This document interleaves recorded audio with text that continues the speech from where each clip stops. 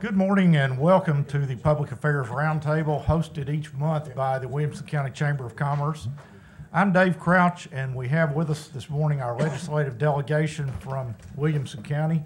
First of all, Senator Jack Johnson, our representatives, Representative Charles Sargent, Glenn Cassida, and Jeremy Durham from the 61st, 63rd, and 65th districts. And also with us this morning as our guest host, we have Matt Largent, the newly appointed president of the Williamson County Chamber, and most of us for a long time have known Matt as our economic development director here in the county. And in just a few moments, we're going to get him to give us an update from that point of view too. Slight change of order this morning. Instead of just opening it up for rambling remarks to begin with, I want to try to point the conversation in a specific direction because of some things that I know people are interested in, judging from phone calls and from past shows. But and then we will close it with some time for any closing remarks that y'all might have. But one of the hot topics over the past couple of months has been the wine and grocery stores bill. There were some maneuvers this past week, I think, in the legislature that, in my humble opinion, were a little confusing. And so if we could, if you all could address that, tell us kind of what's going on, where it's going from here, and what we can expect there. Who would like to start that, Jack? Well, I'll be glad to start. First of all, good morning, Dave, Matt. It's great to be back with you again, and to all the folks that are here with us. Since the wine and grocery stores issue has the support of probably 70 to 80% of the people in Williamson County, I want to be very clear, it passed in the Senate.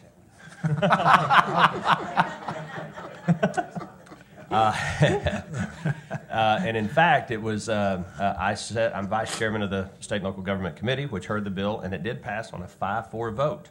So being one of the 5 votes that was in the affirmative to get that out of committee. No, it did, and we've talked about it, and I appreciate Dave giving us the opportunity to talk about the issue some here, because it's more complicated than I think some people think.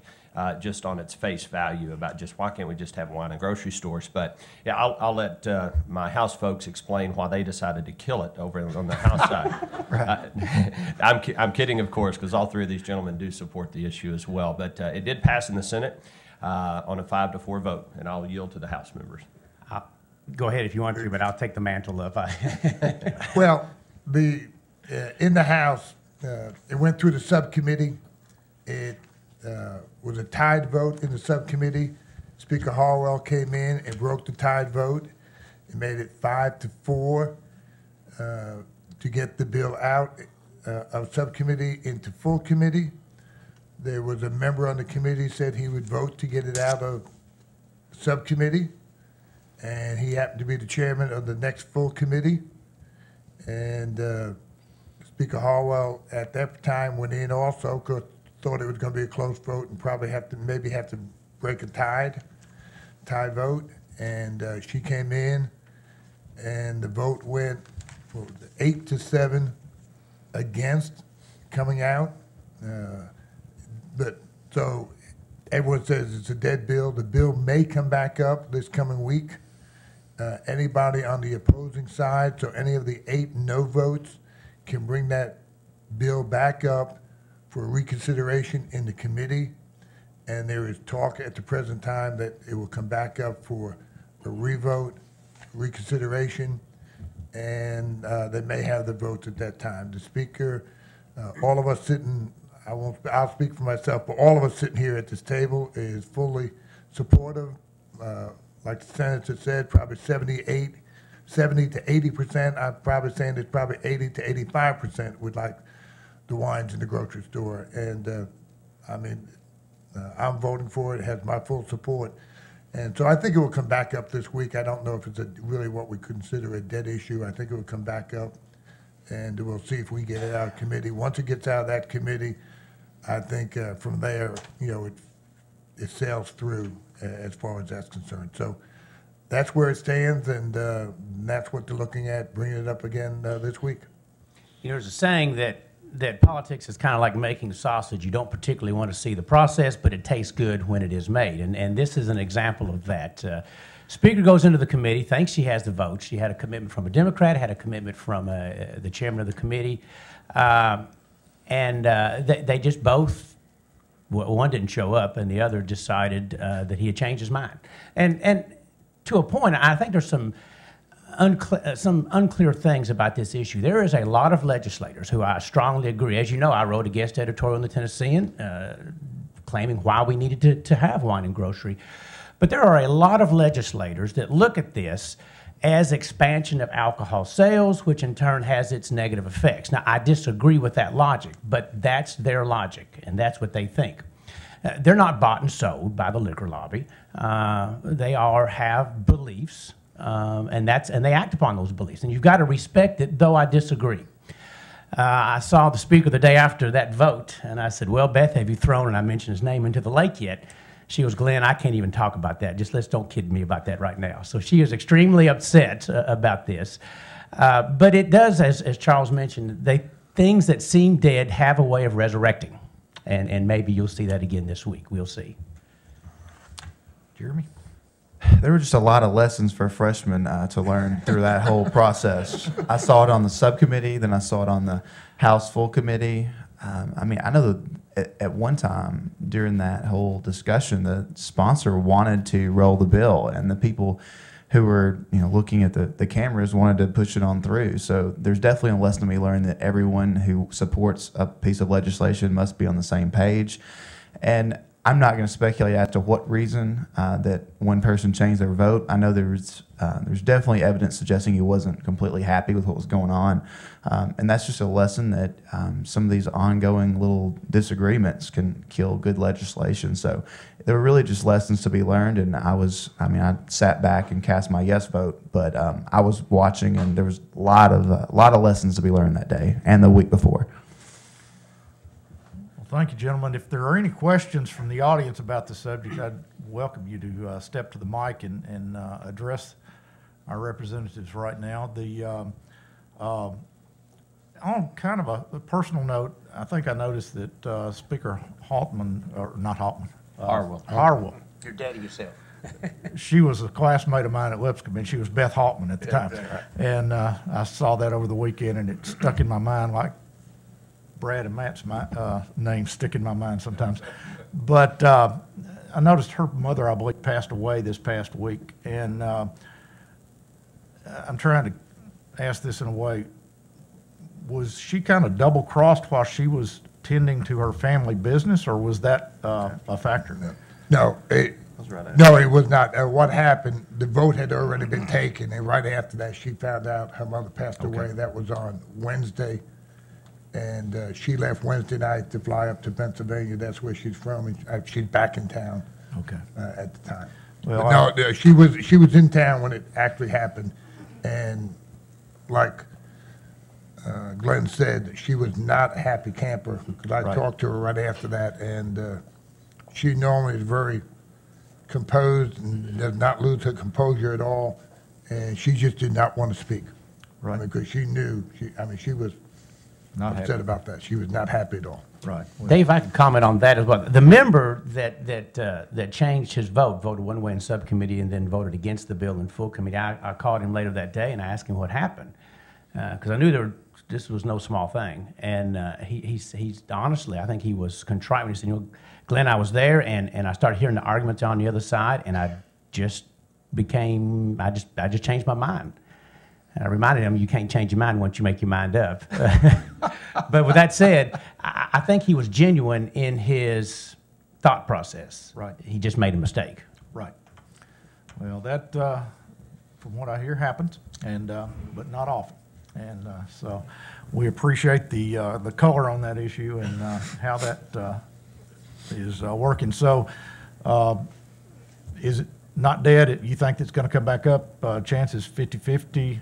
60-40, 70-30? If you're asking me, at least a 50-50 chance it'll come back up, and I would say it's probably higher than that. Okay. because there's one of 8 can bring it back up, and it doesn't have to be that one person. Right. And I'll add, Dave, the Senate sponsor of the bill, Bill Ketron from Rutherford County, he is moving forward. He is proceeding on the Senate side as if it's still alive on the House side. Great. Jeremy? And if you look at Matthew's public statement, it's Matthew Hills who we're talking about from Jonesboro. He said that he wanted to fully vet the amendments that were before the committee rather than just passing it out as is. So, just reading what he said, you would think that if, he were willing to reconsider and we were willing to consider the amendments, that, perhaps that would satisfy his concerns. So I assume as long as we'll hear every single amendment that he'd be amenable to doing that, but we'll see on Wednesday. Dave, it bothers me that we lost this vote, but it really bothers me that Jack is taking great glee in rubbing this in our face over here. Yeah, and and everyone, a lot of people get caught up on procedural issues. There were a number of amendments, and most of the amendments, most people did not want to put on any additional amendments. And so then all of a sudden people turn around and say, well, if you're not going to hear the amendments, I'm not going to vote for it, even though I wasn't going to vote for the amendments. There's a lot of political gamesmanship sometimes that go on with a high-profile issue, good or bad. But, that's what happened on this one. But I think it will come back up. Well, that's what Jeremy? And there's a lot of amendments. I know that Senator Johnson had one that almost got on in the Senate side. And I think a lot of us were surprised that it didn't get on. And I was wanting to put one on where the package store owners could own multiple stores. They could sell more items. They could negotiate directly with distributors. So there were a lot of us that wanted those to be heard. But when it's up for a vote, you have to vote yes or no. And I thought yes was better than no. Right. Well, thank you very much, gentlemen. One other issue that we're going to kind of tackle directly this morning instead of waiting for a brave audience member to bring it up is the charter schools issue that came up this past week or two and raised considerable interest here in our county. Glenn, the Tennessean gave you credit for doing this. I understand that may not be totally accurate, but Well, it was kind of comical. You think I wrote the bill, was carrying it, and singly pushed it through. And of course, I won't vote on it until it gets to calendar and rules. So, but with that said, that legislation is from the governor. It's the governor's bill. He has done a lot of due diligence on this legislation. The speaker is firmly for this legislation as well, Speaker of the House. And both of those do not push something unless it's popular. This is something that they have studied. They know it's well supported across the state, and they're pushing it. But with that said, the reason I do support this legislation and will vote for it in calendar and rules and on the House floor is twofold. Number one, it does give competition to the schools. It's going to be, in this county, it's going to be small, but unless there's competition in any endeavor, the monopoly will not be at its peak. So competition is always good. The other reason, this legislation will empower the parents. For those parents, and let me back up, any entity cannot meet every need of everybody. That's just impossible. So in this specific case, on a high-performing school like Williamson County, out of 27,000 children that attend our schools, there's a handful that this school cannot meet their needs. It's just a principle of life. And so I'm a firm believer in giving parents the ability to decide, is this school meeting my child's needs, or do I need to go someplace where he is? And it's their tax dollars, and I think it's their choice. So I support this bill, and I support the governor, and I support the Speaker of the House on this legislation. okay. Before we delve into it deeper up here, I see Dr. Mike Looney in the audience that I think might have a different opinion about that. And Dr. Looney, if you wouldn't mind stepping up to the mic and helping us understand how the Williamson County School District feels about the issue, and then we can move on with our discussion up here from there. Good morning, and thank you, gentlemen, for all the work that you do on behalf of Williamson County. I won't get into the debate about whether it's a good thing or not. I think it just depends on whether you have read the research or not. In Williamson County, the top 20 elected officials that relate to schools, that would be the Franklin Special School District School Board and the Williamson County School Board, and both top education officials have voted to oppose legislation that would bring charters or vouchers to Williamson County. So I suppose the question is, for you gentlemen, is will you stand by locally elected officials or not? Williamson County has an option for parents, and that is Middle College High School. We have about 150 students that attend Middle College High School because their traditional school setting doesn't work. That school is doing well, so we believe that we provide competition. Having said that, it's our perspective that if the charter school authorizer impacts Williamson County and/or the voucher school bill impacts Williamson County, that it will create a financial burden on the district. The research says that 25% of students that attend charter schools actually come from private schools. So you're taking students from private schools, which hurts them. Two, you're adding additional public school students to the fray, which causes an increased tax burden on locally elected officials. Our school board has voted unanimously against this legislation. It's bad for Williamson County. It's bad for the taxpayers of Williamson County. Thank you. Gentlemen? Sure, why not?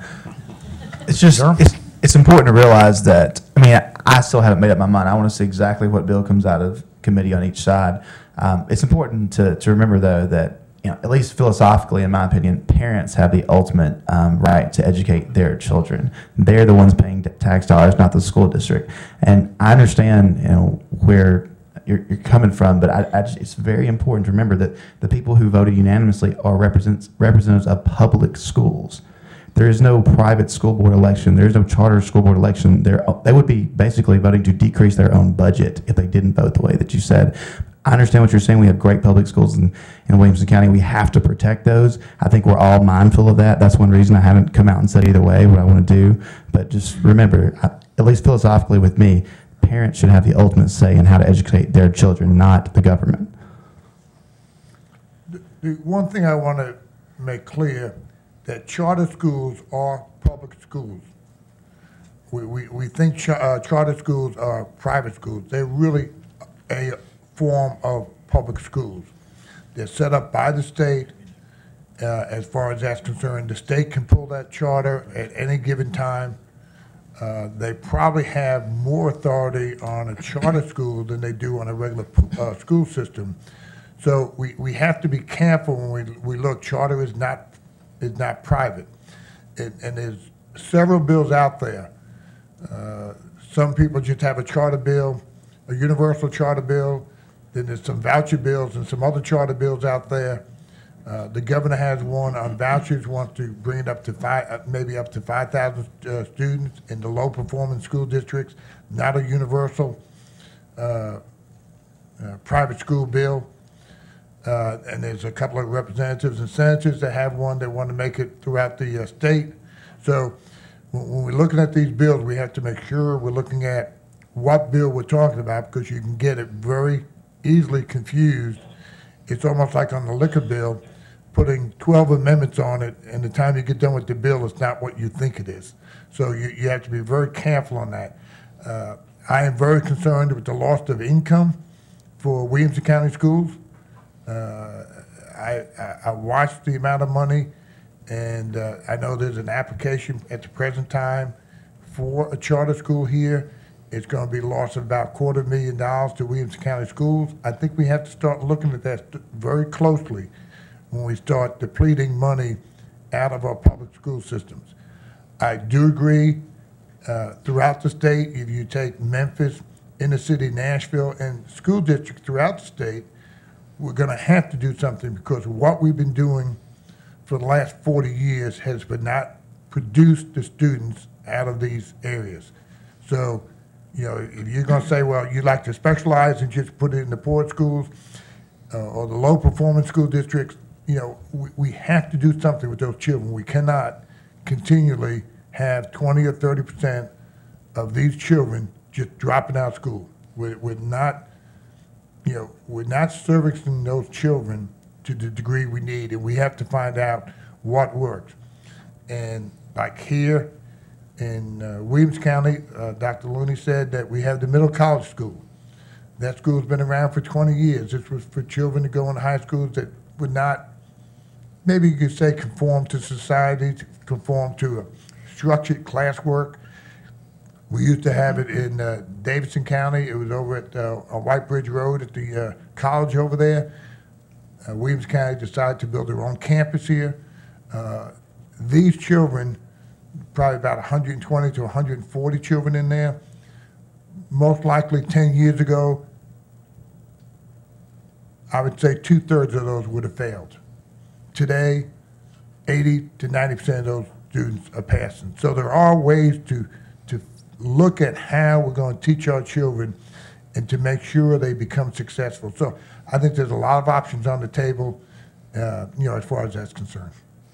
I think, Dave, it's important to point out, too, and first of all, I want to stop for a second and say thank you to Dr. Looney and Dr. Snowden, who I didn't see here, but for the great working relationship we have with y'all, and also Mayor Anderson and the County Commission, because when these things are moving and get to moving pretty fast, it's important that we have constant dialogue with regards to what's happening. We're at somewhat of a disadvantage in that none of us serve on the Education Committee, and so that's where a lot of the work is done on these pieces of legislation. As I understand it, that the governor's proposal would say that the local boards still have the option whether to grant or to deny a charter school application within certain parameters. And I think this largely stems from Metro Davidson County and their denial of the Great Hearts application for a charter school. In the view of the State Board of Education, that was a violation of state law, that they were, under state law, they were compelled, if you will, to approve that application. They denied it and denied it again, and were consequently fined $3.4 million, I think, by the state. For me, the key is I don't so much have an opposition to a statewide authorizer that will step in or provide an appeals mechanism for when a local school board defies state law. My concern is more with where those parameters are, and where there is a need, and that's where you have to really kind of get into the details, because it ties right in with what Charles was saying. There are clear areas of the state, there are areas of the state where it is very clear that a charter school is fully warranted and needed and should be authorized, but it is somewhat counterintuitive sometimes for the local governing school board to grant that charter, and you get into some kind of, so philosophically I can kind of see where the governor's going with a statewide authorizer, but I'm concerned about where those guardrails are, or parameters are, if you will, and I think that's where we're going to have to really focus. And again, we're going to need to maintain that dialogue with our local folks to kind of see at the end of the day, how will this impact Williamson County, if at all. One point of clarification, that we talked about the high performance school district bill. I think it was last month. Is this in any way associated with that bill? I'm a little confused on how that all. It's not. This is a totally separate piece of legislation that's coming from Williamson County and Franklin Special School Districts, and is supported by other districts across the state as well. This is, if you think about it, it's just kind of the opposite of what we're talking about, because it's something that we all support. In fact, I'm the Senate sponsor of the bill. To grant high-performing school districts more flexibility and lessen the bureaucratic burden on them, to reduce the state mandates for school districts that are doing it and doing it well. We talk often about the situation we're in. Tennessee is 46th in the nation. We are 46th in the nation in K through 12 schools. We've got to change that. But here we are in Williamson County, which we represent, and we've got two of the greatest school systems in the nation. So we wear two hats in terms of trying to help our colleagues up there and as members of the General Assembly to try to employ new methods, new ideas to improve these other schools that are failing across the state in certain areas, while at the same time trying to protect what we have here in Williamson County. And that is sometimes difficult to do, just as is the case with this statewide charter authorizer, because philosophically we all support it and think it's needed in certain areas, you know, but if it were just Williamson County and Franklin Special, we wouldn't even be having the conversation. But because we've got to fix the fact we're 46th in the nation, or at least we've got to try, but at the same time try to protect the great the two systems we have in Williamson County. Right. I'd like to ask Matt, who, of course, for years has been our economic development representative here in the county. Obviously, education in our schools are important to the economic development efforts of the economic development division and now the chamber. How do you see this as a chamber problem or an economic development problem, Matt? Thanks, Dave. I appreciate that. Well, what you said is exactly right. I mean, there's no doubt the biggest differentiator for us in Williamson County is the fact we've got a great school system. And we know that's been the primary driver of our success of our economy in the past decade. When we put together our economic development strategy 5 years ago, the #1 priority of the economic development department was supporting education, because we knew that's what led to the prosperity we've enjoyed. So, I mean, it's just like Senator Johnson said, I mean, you have this tricky balancing act where we've got to do something from a statewide perspective, but at the same time maintain what's happening here in Williamson County. We know that the jobs of the future are going to require more and more skills, whether that's going to be a trade or technical school degree or a college or advanced degree. So it is that delicate balance that Senator Johnson referenced. Great. All right. Any more comments from the audience? Questions? I see Carol Birdsong. She's usually the voice of the county school system, but she's declining to address it. So we'll continue to follow this issue and welcome you all to return next month and see how we have the progress that has been made along that line. Our next area that I wanted specifically to discuss this morning from a chamber's perspective, and I've asked Matt to address this more specifically, is the workers' comp legislation that the governor has been pushing very hard this year. And Matt, could you take it from a chamber perspective and then we'll let our representatives. Sure. It seems like this is the #1 economic development issue that's before in the session this year. So I'd love to get your all's perspective on what exactly the changes are going to be and how this is moving along through the process as of right now. I'll be glad to start. I'm carrying the bill on the Senate side.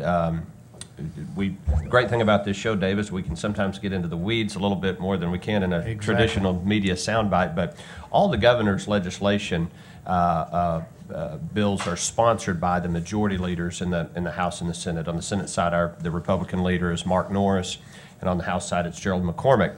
And so the governor filed out, 40, 50 bills, I think, that are deemed administration bills. These are bills that come from the governor. The statewide charter authorizer is one. The voucher school bill is one. The workers' compensation reform bill is one as well. And then the majority leader then can delegate those bills to various members of each body.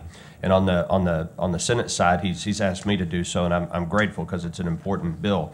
Currently in Tennessee, our workers' compensation system is what's referred to as a judicial-based system. In other words, when cases are litigated, they're litigated before a traditional court. We're one of only, I believe, 3 states in the nation that still have two states in the nation that do it that way.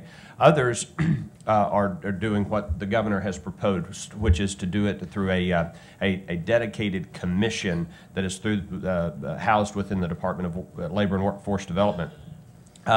What we have now is a system where there's a very high degree of unpredictability. There's a lot of venue shopping, if you will. In other words, attorneys representing the injured worker, they're familiar with courts that typically pay out more.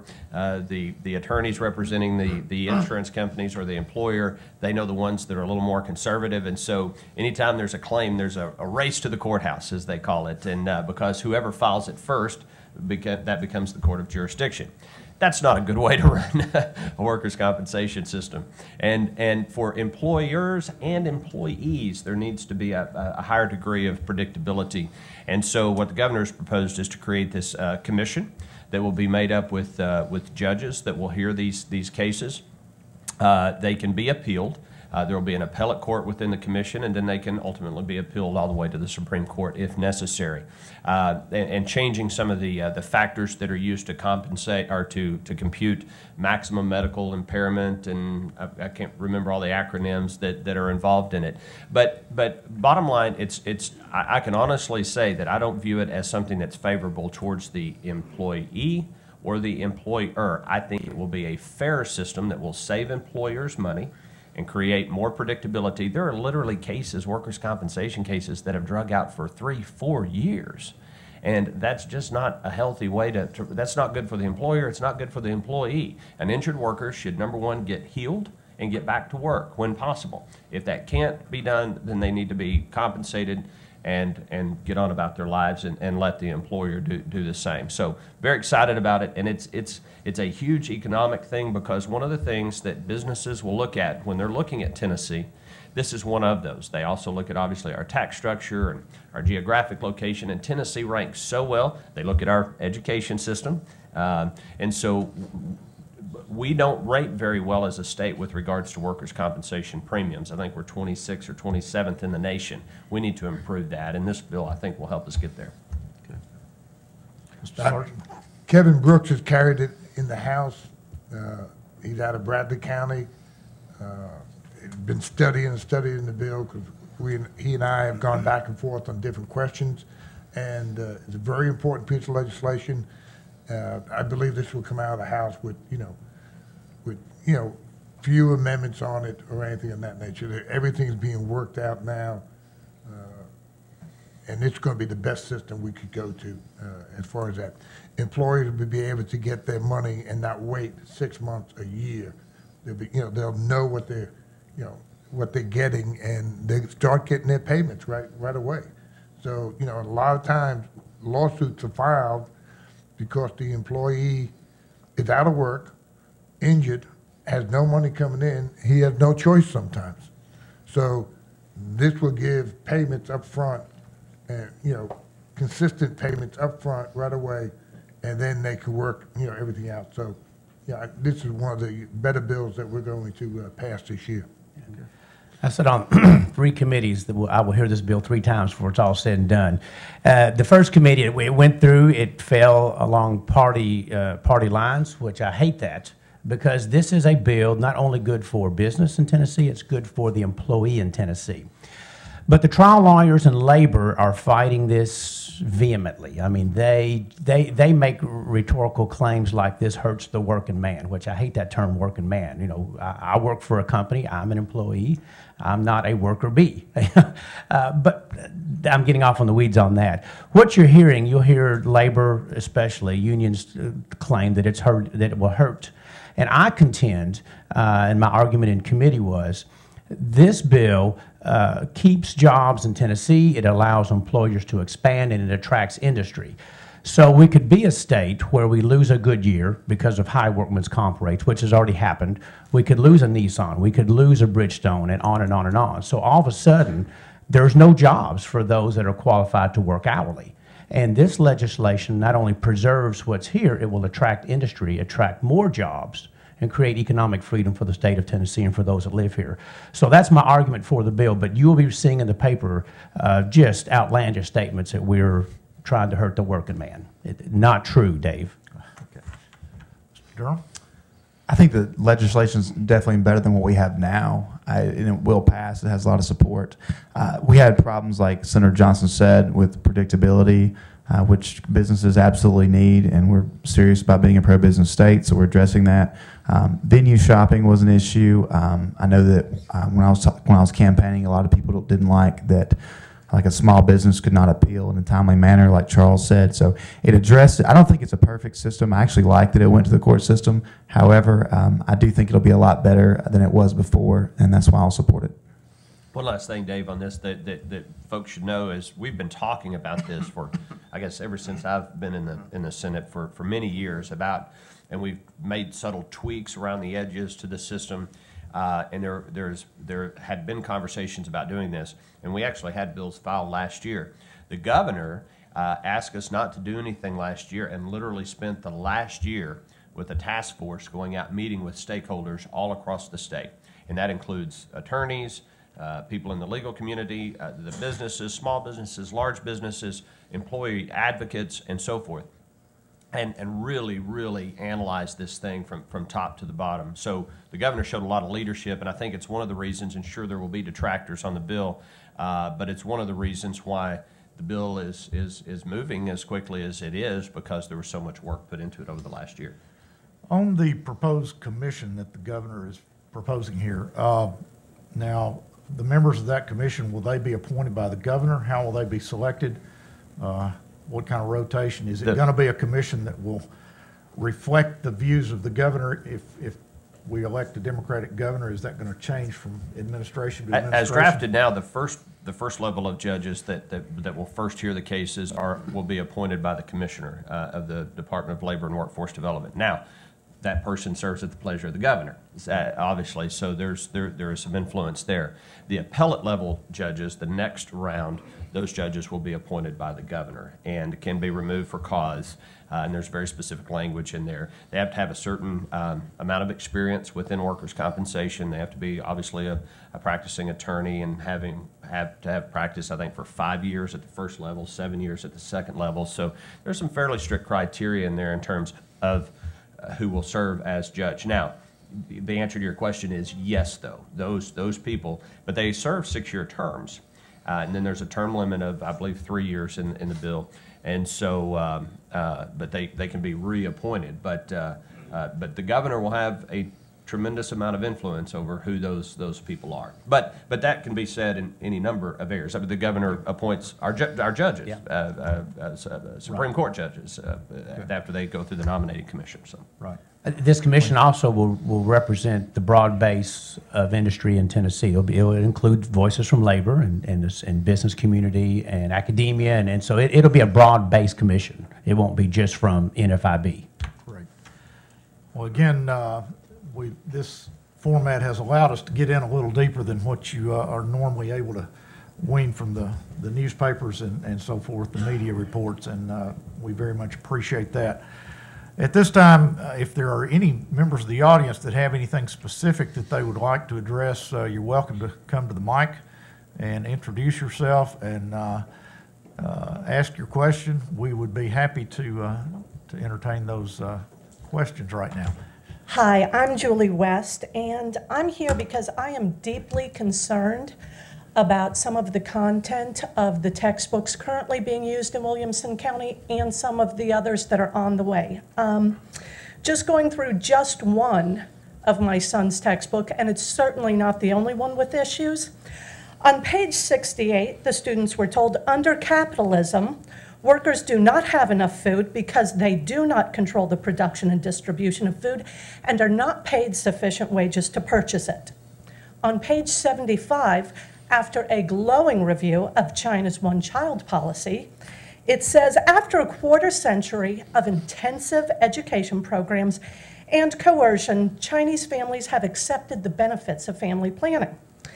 Page 179, Muhammad received his first revelation from God through the angel Gabriel. The Quran, the holiest book of Islam, is a record of God's words as revealed to the Prophet Muhammad through the angel Gabriel.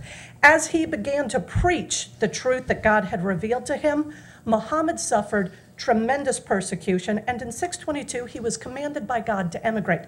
It goes on to talk about how the Kaaba was rededicated to the one God, Almighty, all-powerful Allah. Passover and the other Jewish high holy days are said to be derived from agricultural practices. On page 201, Hamas, Fatah, and the PLO are discussed as political parties. On 260, and you could go to almost any page and find this kind of stuff, if a Palestinian suicide bomber kills several dozen Israeli teens in a Jerusalem restaurant, is that an act of terrorism or a wartime retaliation against the Israeli government's policies and actions? On 264, it says Libya renounced terrorism in 2003 and has provided compensation for victims of Pan Am 103. UN sanctions have been lifted, and it is no longer considered a state sponsor of terror. I mean, I could go on all day long. This book is only a partial photocopies of page after page after page from just one text. And you can go romantic views of Mao and the Long March, Frida Kahlo, Chavez. People are in grade school textbooks. And I would like to speak with anyone in the delegation who can help me on this issue, because it's deeply concerning. My son comes home asking questions like, well, who does Israel belong to? Because he's been taught in a Williamson County school that the Jews and the Zionists, they're referred to in class, are guilty of ethnic cleansing against the Palestinians. This is, anyway, so I could go on. It's deeply upsetting, and just would be interested in hearing anything. Okay, and your son is what grade and what school? He's a freshman at Franklin High School, and okay. I have spent the better part of the year speaking with people within the administration, including exchanges with Dr. Looney, and have not gotten anyone to acknowledge the fact that this is a problem. I think Dr. Looney would be the one to respond to this first, and then our state delegation from there. Well, thank you for your comments. I will say that I do believe the textbook process in Tennessee is somewhat flawed, and I believe there's actually a bill this year dealing with textbook adoption processes. As you know, Williamson County adopts textbooks based on the state list. But I think she brings up a good point, and it really speaks to the voucher school bill, which I'm going to lead into my question as it relates to the textbooks, but also about the voucher school bill. There is a lot of discussion about the constitutionality of the potential voucher bill, or the voucher bill becoming law. And Louisiana and Florida, both voucher bills, which Tennessee's is modeled after, have been declared unconstitutional because of the separation in church and state. As an example, and Glenn, you and I have had this conversation. We could use, if a Muslim school wanted to open and teach the Quran under the voucher program, they could take taxpayer dollars and use it for that. So I guess my question is this: is there any thought by our delegation to postponing the decision about the voucher school bill until the AG has given his ruling? I know a request has been made to the AG's office as relates to the constitutionality of the voucher bill. Any thought in not wasting taxpayers' monies, wait and let's see what the AG says before that bill becomes law?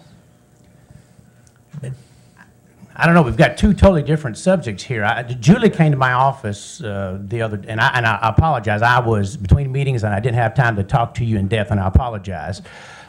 But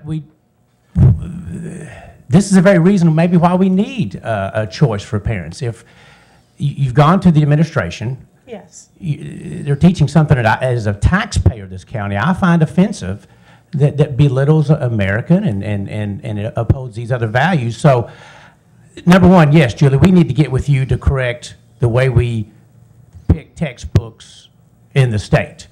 And I appreciate your boldness on bringing this issue up in this public setting, and and I'm sure that this stuff will be taken out of our classrooms post haste. It's just intolerable what's going on then. And for the record, that when I have tried to raise the issue with the people who I was told are in charge of these things, including Dr. Looney's office, I was informed that there weren't 1,000 people in the state that cared about these issues. And I will say that the treatment has been less than courteous.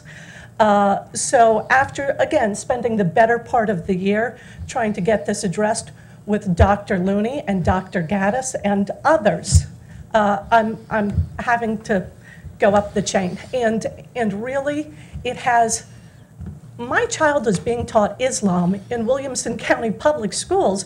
Why do I need to worry about some charter school when it's being taught right there in the public schools? I'd just like to state for the record, I disagree with those assertions. We teach the state mandated curriculum. We use the state provided textbooks to do so. So it's not a local issue. It's a state issue if there is an issue at all. Thank you. From a textbook, Dr. Lindy, from a textbook point of view, help us understand as people that aren't involved in this every day, but our school system is required to use a textbook off of the list that the state provides. Is that correct? That's correct, yes, sir. And do you think adequate choices on that list, or? There are limited choices, but the references that the individual before me was making, it does not teach pro-Islam, or at least my interpretation of it is not. It doesn't do that, but it does teach, as the book defines it, about the 5 large religions in the world, Islam being one. Yeah. And that's why I had suggested under the voucher bill, you know, if we're concerned about that, Mr. Cassida, then we need to think about the voucher bill, because we could have an Islamic school supported by taxpayers' dollars specifically promoting Islam. So I think there's a fine line that we need to be cautious of. And before we vote, my suggestion would be before we vote, we consider the matters very, very carefully, which is why I suggested maybe waiting for the AG opinion's decision before a vote is made. That way we're not wasting taxpayers' dollars on a potential law that would be declared unconstitutional, such as Florida and Louisiana. Back to textbooks. Gentlemen, are there any specifics that you all would offer? No, let me say one thing. I know we have a statewide textbook committee, and I think there's a teacher from Williamson County. I know it used to be one from Williamson County that sat on that textbook committee, and it could be more. There could be one for each subject language. I'm not exactly sure how that worked, but I will find out exactly how that works. And they choose these people. Some are lay people and some are teachers throughout the state. But that's something we're going to have to look at. Where the people are coming from, how they're chosen, what books they are even allowed to review. There may be, and I'm going to use for a freshman class, there may be 10 history books. And I'll be the first. I do not know this. There may be 10 history books, and they have to choose 1 or 2 of the 10 history books, and that's the only choices they have, and they can't object to certain issues in a book. But let us look at that. I know Glenn will look at it, and we'll all look at it and see, because it's the first time a textbook issue had been brought to my attention, and I know. Several years ago, I helped get a teacher appointed to the textbook committee because she was very interested in that. And this is something, you may want to look at. And, I don't know if I'd want to review 50 textbooks, but, everyone, that would be boring to me. But, everyone else finds, that they may find that real exciting. But, this is something we can sit down and look at and make sure these committees are set up correctly and we got the right mix of people on there. And I'd like to speak very quickly to Dr. Looney's point about the AG's opinion. Perfectly reasonable suggestion. And it, again, getting into kind of the weeds of the process up there is, things are moving pretty quickly. There's a fine balance between being efficient in the General Assembly and getting done and finishing our business and rushing things, because we don't want to rush. You end up with bad legislation when you rush. The Attorney General has been fairly expedient about getting some of these opinions out, knowing that in some cases we have pending legislation that is waiting. It could end up that we get that opinion prior to the standing committee hearing the actual bill. What will happen sometimes, though, is a bill will be acted upon and maybe moved out because it's still got to go through other committees or ultimately to the floor with kind of the understanding that there is a pending Attorney General's opinion. So whether the chicken or the egg comes first, is sometimes just a matter of process. But. Julie, I do intend to pull you and other parents together with this delegation. If this stuff is in our curriculum in the state and in the county, it's got to come out post haste. My understanding is there's 5 books that schools can pull from. And then of those 5 books, they pick one, and it's sad that this is in our schools in Tennessee, and they need to come out quickly. And I think, and just final thought. I think part of the issue is that really the choices are limited. There are really only 3 major textbook publishers left in America. The majority of the textbooks come from European-owned companies, but you have Prentice, McGraw-Hill, and HMH, and these are the only ones that the state seems to consider, even on math. The Common Core math, there were examples of 5th graders still being taught addition, when if you use Singapore math, it's $9 as opposed to the hundreds of dollars that we've been paying. Why aren't we willing to consider any textbook that is more cost-effective and truthfully more accurate and more compatible with our American worldview? Can you give us the title and publisher on the textbook that you were referencing? This one in particular is Human Geography, An Introduction to the Cultural Landscape. It's 10th edition, it's AP, and I believe it is Pearson Prentice Hall. That concerns me because I've got a son that will be taking human geography next year, so I hope we can get that. I hope we can get that fixed. And thank you for sharing that with us this morning, Matt. I think you had a comment question. Yeah, I had a much better segue earlier. I'm sorry. That's okay. That's okay. It seems like around the country, states are deciding how they're going to balance their budgets based on how they're approaching business. And for the first time since I've been doing economic development in about a decade, we got a request for information, and a third of the questions on that request for information was about business legislation at the state, county, and city level, which was so interesting. What is the general view, I guess, in the House and the Senate around the approach to business in Tennessee? Well, I'll take a start with that. When we look at a bill, especially on the financial side, we look to see if it is friendly to business, or if it's going to welcome business or restrict businesses coming to Tennessee. We are trying to lower most of our taxes that either affect individuals who are the businesses. If you're looking at moving a business here, you're going to look, is there an income tax, what the sales tax rate is. One of the biggest reasons last year we all voted to do away with the inheritance tax and the gift tax. We were one of 2 states in the country, us and Connecticut, that had a gift tax. So we're reviewing as we go all our different taxes, both business and individual, to make Tennessee the best state to come and to work, to live, and also retire. By doing away with the gift tax and the inheritance tax, we were a great state to live in. We were a great state to raise a family in, but we were a horrible state to die in. It sounds crazy, but you reach your golden years, no matter if it was 60, 65, 70, and you had a good sized estate, you're out of here. You're not going to stick around in Tennessee to die because of the money it costs you. So now businesses and businessmen and women will both stay here because we are a place that you can stay and you can die here. You can pass your estate on to your children, and then your children will spend that money here. So when we look at a bill, both as far as business-wise and as far as personal, we look how this is going to strengthen our business community. It's no different than the workers' comp bill. It's no different than unemployment trust bill. We're one of the lower states on unemployment, on income that gets directed on unemployment. So we look at, these are the things that a group of us look at all the time, strictly how it affects business and how it affects the individual. And do you want to come to Tennessee to live? Do you want to come to Tennessee to raise your family? Do you want to work here in Tennessee? So that's probably a golden rule to me when we look at it, and I'll speak for all of us here, that's something we look at all the time.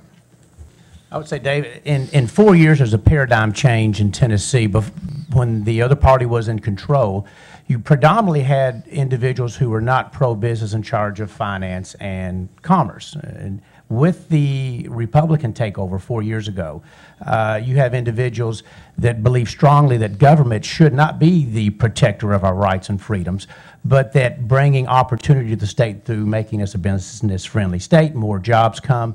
Thus, the individual becomes the arbiter of their own success by the opportunity of finding job and moving up in that job. So it's just been a paradigm change, and it's for the better, I contend. Right.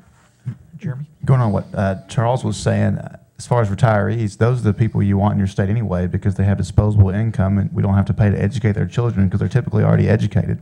But every time I see a bill that affects a business, I think, will it create jobs or will it take away jobs? And you can typically boil it down to one thing. Does it create a regulation or create a mandate, or does it make it easier on a business? So when I look at a bill that affects a business, that is what's going through my head every single time. And for the first time, Dave, we have legislation, and Matt, this is something I think you'll have a real interest in.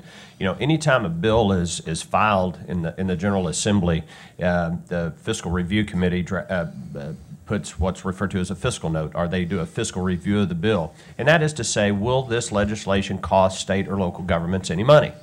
You know, if it's a bill that mandates that municipalities or counties do something and it's going to cost them money, we put that in the bill so that we know it. If it's going to cost, you know, if we want to increase the prison terms for a particular crime, then they calculate how many more prison beds that's going to take, and they attach a fiscal note to tell us what it's going to cost. We've been doing that for years. Beginning next year, with the passage of legislation that's before us right now, we are also going to evaluate how legislation will impact the private sector. And we're gonna have a similar process, and so any legislation that would impact the business community will have a statement of cost and impact on businesses in the state, which I think is a great idea. We're going to roll that out with legislation that first goes through, I believe, the Commerce Committee on each side, and maybe the State and Local Government Committee, and ultimately branch that out. So that's how serious we are as a General Assembly about making Tennessee the best state in the nation to own and operate a business, because we think that's Governor Haslam's campaign slogan, and it's truly the way we're governing right now, is to make Tennessee the best state to own and operate a business. And when we pass that legislation, that every bill will have a business impact statement attached to it, I think is great. There are at least a half dozen other issues that we could have gotten into this morning, and but I think what we've been talking about is extremely important and appropriate for the chamber to discuss, and I appreciate our gentlemen representatives being with us on that. We've got a couple more minutes if there's anything specific that you all would like to mention that hadn't been brought up this morning that you think is important for this audience. I think we've hit the high points. I know there at least one question out there. I think we've got time to at least get a quick update, but it's the title insurance legislation that was passed last year. I think the home builders and realtors have identified that as a problem. Is that something we could talk about in a moment or two?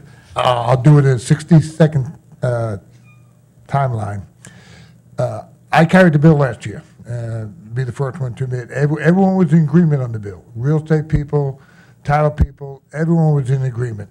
Then all of a sudden this year, some real estate people, saying, our title policies have gone up a great deal and we cannot negotiate and everything on that nature. We are looking at it, we're trying to figure out what we can do. There's not a bill, as far as I can tell right now, they're trying to find a bill. There's not a bill that will address it this year, but we are going to look at it for next year. I've had several meetings with both builders and contractors and real estate people, and and they even apologized, said, last year we didn't see a problem. What we did, the 4 major metropolitan areas had one set of rates, and the 2 fastest growing counties, Rutherford and Williamson County, they were put in with the other 4 by a population situation, and that's what happened in 60-second soundbite, and we'll bring it up more next time. I should have never brought up a subject like that with, Dave, with only a moment to talk about it. But I do want to add real quick to Charles to buttress his point, is that we went back to the realtors, both local and state, and they told us it's not time to carry the bill. Right. Thank you very much, gentlemen. Something I've been negligent in the past, and I was determined not to do that this morning. We've got a staff that works very hard to make sure this show goes on. And I would like to thank personally Nancy Conway and Emma Witherspoon from the Chamber for shepherding this program through the logistics that are required from the Chamber's point of view. Newt Danley is the gentleman that directs the Channel 3 and makes sure that this goes on without a flaw. Heather Deaton and Creed Henderson both work very hard to make sure we look as good as we possibly can, which is a big job. I just want to thank them personally for all they do. We would welcome you back next month. Our date is April 22nd, back on the regular schedule again next month. And if you could come to the Chamber Luncheon March 19th, you would certainly be welcome. Thank you very much, and we'll look forward to seeing you next month.